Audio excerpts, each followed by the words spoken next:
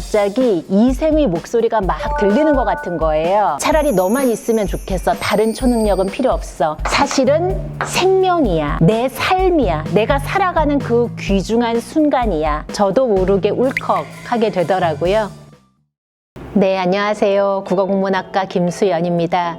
국어국문학과는 국어학과 국문학으로 나눠져 있는데요. 저는 그 중에서도 고전문학을 담당하고 있습니다.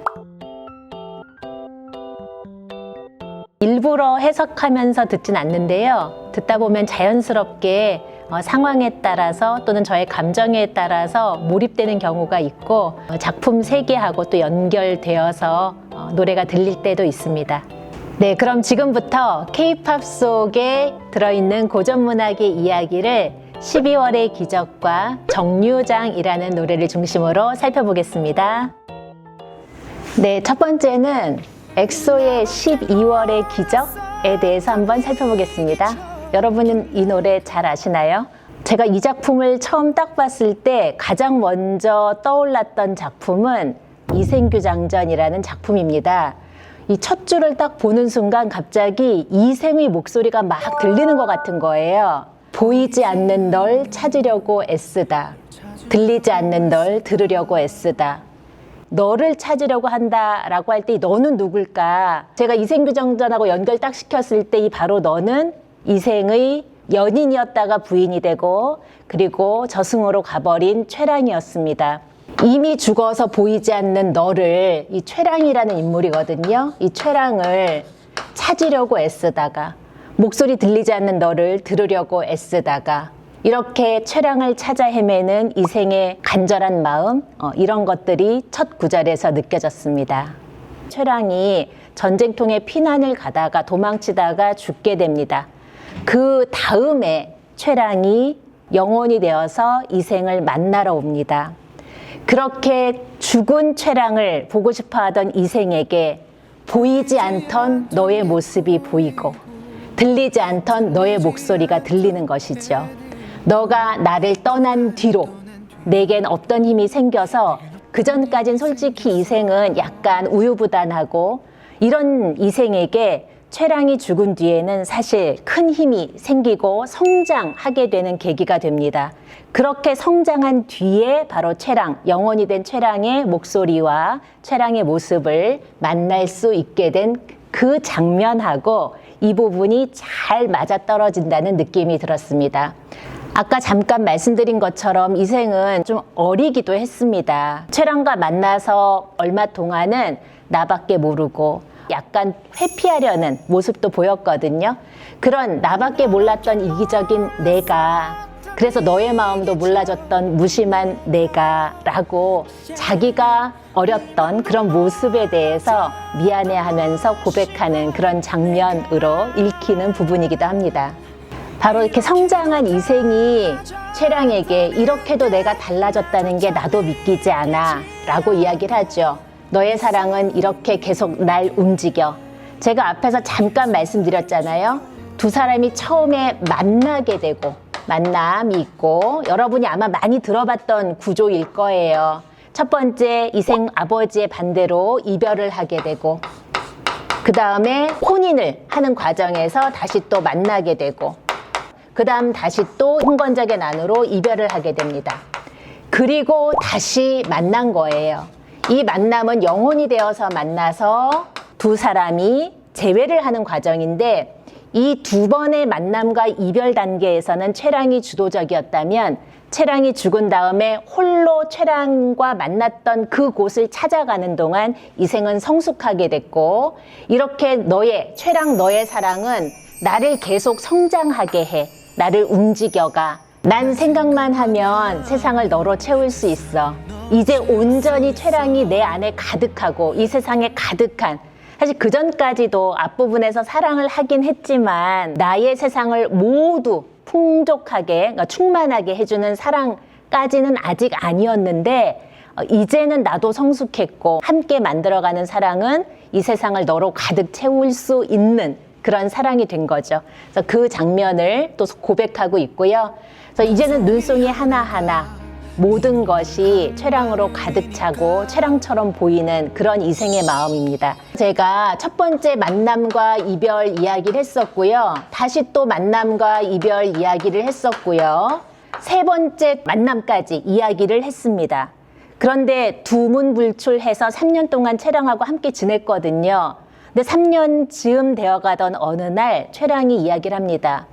저는 저승에 있는 사람이라 이젠 떠나야 합니다. 라고 말하면서 마지막 이별을 이야기합니다. 이 순간 이생은 어떤 마음이겠어요? 이제 온전히 너를 사랑할 수 있는 그런 성숙한 내가 되었는데 단 하나 할 수 없는 것은 너를 더 이상 이 이승에 머물게 할 수 없다는 거죠. 그래서 단 한 가지 못하는 것은 내 곁에 머물게 하는 일. 그거는 정말 할 수가 없구나. 그 안타까움을 이야기하는 장면 같습니다. 이젠 차라리 그런 초능력이라면 나는 없었으면 좋겠어. 차라리 너만 있으면 좋겠어. 다른 초능력은 필요 없어.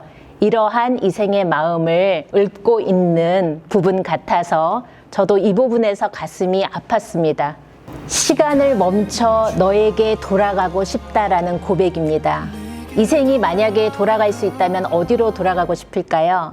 두 번째 이별에서 홍건적의 난이라는 전쟁 때 췌랑이 죽었거든요. 이런 상황일 때 어린 이생은 그때는 어쩔 수 없었지만 이제는 췌랑을 지켜줘야 한다는 깨달음을 얻게 된 거죠. 이렇게 성장한 이생에게 만약에 다시 돌아갈 수 있다면 새로운 췌랑과 이생의 이야기를 쓰고 싶어. 아마 이런 마음이지 않았을까 싶습니다. 그래서 추억의 책은 너의 페이지를 열어서 우리가 배우는 책 제목의 주인공은 이생으로 돼 있거든요. 아마 새로운 이야기를 썼다면 췌랑 이생전이라든지 이생췌랑전이라든지 그런 새로운 책을 너를 중심으로 해서 페이지를 열어서 나는 그 안에 들어가고 싶어. 그리고 그 안에는 너와 내가 함께 있겠죠. 이 부분은 그 성장한 이생이 너에 대한 감사를 전달하는 고백이라고 할 수 있겠네요. 너의 사랑이, 그 조그맣고 약한 사람, 그녀의 사랑이 세상을 모두 바꿨고 나의 삶을 모두 바꾸었다. 이 약한 사람에서 만들어지는 거대한 사랑이 내 삶을, 내 사랑을 모두 바꾸었어 라는 걸 다시 한번 이생은 이야기하고 있습니다.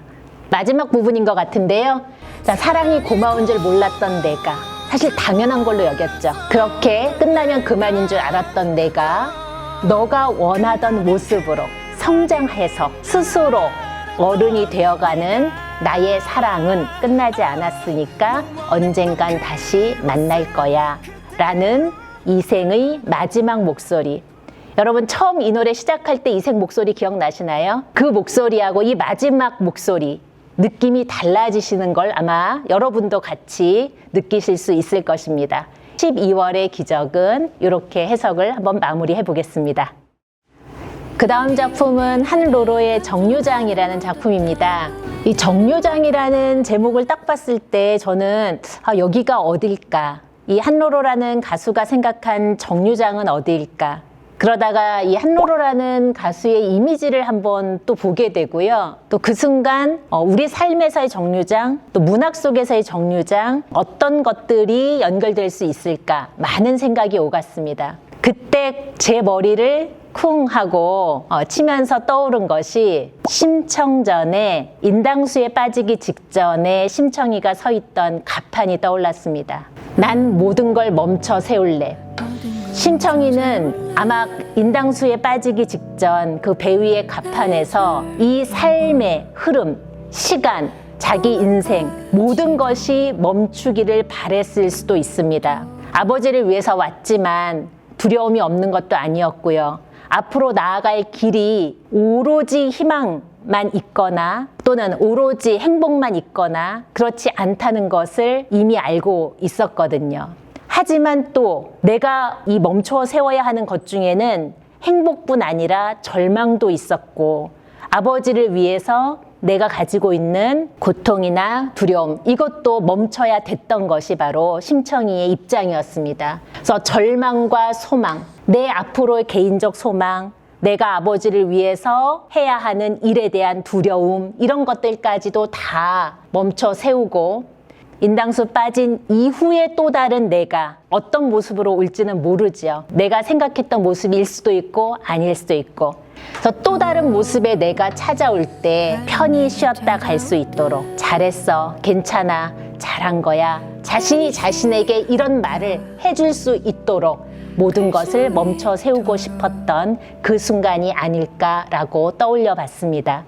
주변에 보이는 가판대의 모습들, 세모난 바퀴도 있을 것이고 나사 빠진 핸들, 키라고 하지요. 그것들도 있을 겁니다. 그리고 바다를 오갈 때 아마 신호를 보내주는 것들도 있을 거예요. 근데 그 모든 것들이 지금 불안해 보입니다. 뭔가 이게 안전하거나 안정된 느낌이 아닌 거예요. 하지만 이 모든 불안한 상황마저도 사실은 생명이야, 내 삶이야, 내가 살아가는 그 귀중한 순간이야 라고 마음을 다잡아가는 그러한 심청이가 저는 여기서 떠올랐습니다. 그 차가웠던 여름, 아버지가 나를 위해서 나오셨다가 물에 빠지셨던 그 순간, 그리고 울어버린 가을, 함께 울었던 어떻게 해야 할까? 어떻게 해야 우리 아버지를 눈뜨게 할 수 있을까? 그랬던 가을, 그리고 앞으로 내가 바닷속에서 맞이하게 될 이 차가운 멍든 겨울, 앞으로 내가 바닷속에서 맞이할 이 가슴 아픈 겨울도 나는 다 안고 가겠어요. 아마 심청이는 이런 마음으로 그 가판 위에 서 있었을 것입니다. 자신이 가는 곳은요, 이 심청이 입장에서는 나를 맞이해줄 든든한 사랑이 있을지 없을지 모르는 곳이에요. 텅 빈 바닷속, 아무것도 없는 공간이라 하더라도 그래도 나는 따뜻하게 느낄 거예요. 아마 스스로 이 바다에 대한 느낌, 자신의 마지막 삶에 대한 느낌을 이런 따뜻함의 촉감으로 이야기하고 있어 보입니다.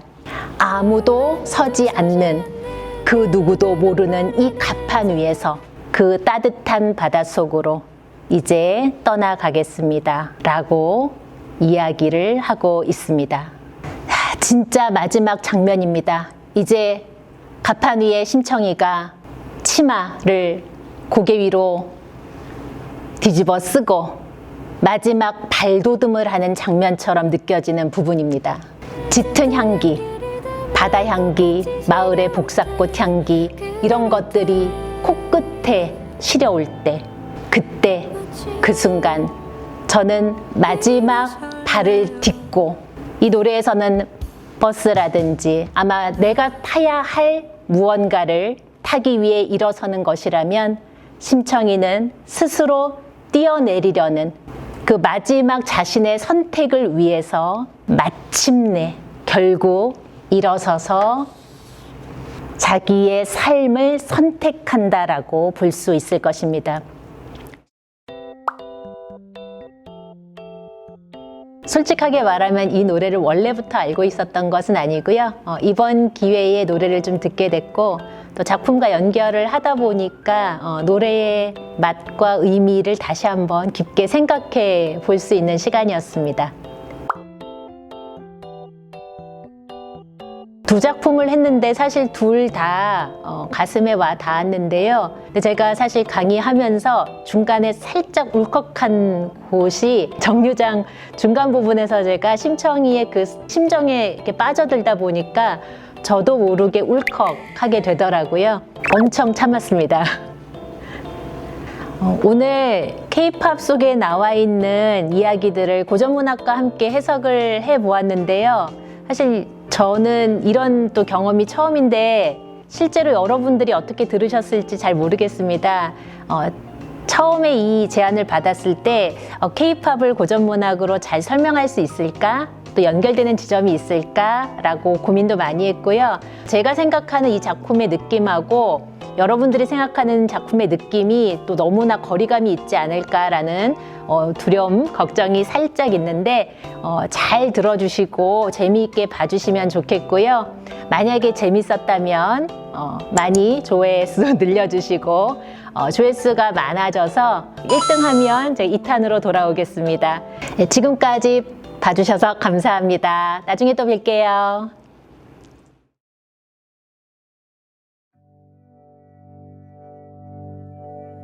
제가 이 작품을 같이 읽어 내려가면서 여러분께 꼭 드리고 싶은 말씀이 있었습니다. 정류장이라는 노래의 제목은 우리가 살다가 멈춰서는 순간을 의미합니다. 그 다음 버스가 올지 안 올지도 모르겠고 그 버스가 마지막 버스인지 더 이상 갈 수 있는 곳이 없으면 어떡하지? 이런 절망감이 생길 수도 있습니다. 그런데 심청전을 보시면 그런 마음으로 마지막 용기를 냈던 심청이를 기다리는 건 검은 바다가 아니었습니다. 그 안에는 심청이를 낳아주셨던 어머니가 계셨고요. 심청이를 다시 지상으로 올려 보내고 싶어하는 많은 사랑들이 있었습니다. 혹시 내가 서 있는 삶이 진행되고 있지 않고 멈춰 있는 것 같다고 느껴질 때 그곳은 종점이 아니고 잠시 쉬어가는 정류장이라는 거, 그거 잊지 마시라고 이렇게 따뜻한 노래를 여러분에게 들려드리는 것이 아닐까라는 생각을 했습니다. 정류장 부르시면서 여러분이 잠시 쉬어가는 그 순간을 오히려 기꺼이 만끽하시기 바랍니다.